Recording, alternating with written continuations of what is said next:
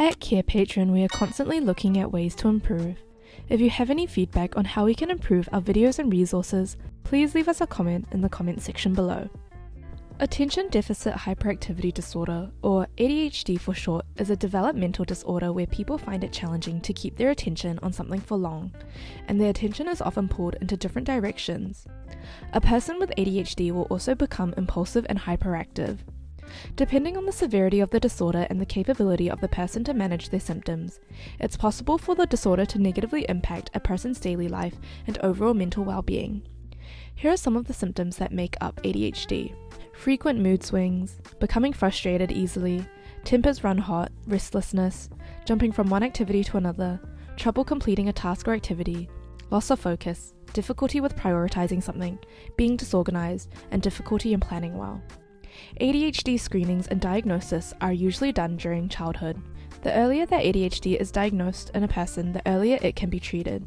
This lessens the negative impacts of the disorder and can prevent it from becoming a nuisance in their daily life. To assess a child for ADHD, there are numerous ADHD scales to choose from. One group of ADHD scales that healthcare professionals, parents and teachers can use is the Conners Rating Scale. There are numerous Conners Rating Scales, each of which varies in length. The scale comes in the form of a list of characteristics. It has 80 items that need to be rated using preset options. Not true at all equals 0 points, just a little true equals 1 point, pretty much true equals 2 points, and very much true equals 3 points. The parent answering the scale must think about the common problems in light of their child based on the past month, including the day they're answering the scale. Here are some of the items that they need to rate.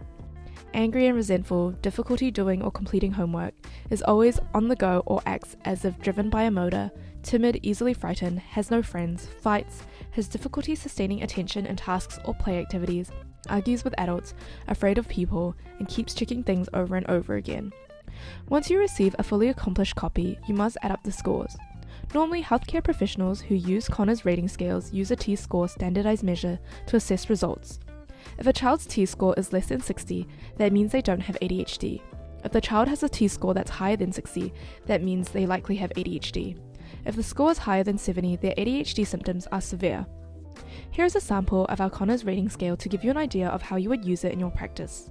To discover more of our free templates, explore our templates library, which you can find on our Carepatron website linked in the description below. Carepatron is a practice management software known for its comprehensive features. Signing up is free, just click on the sign up link.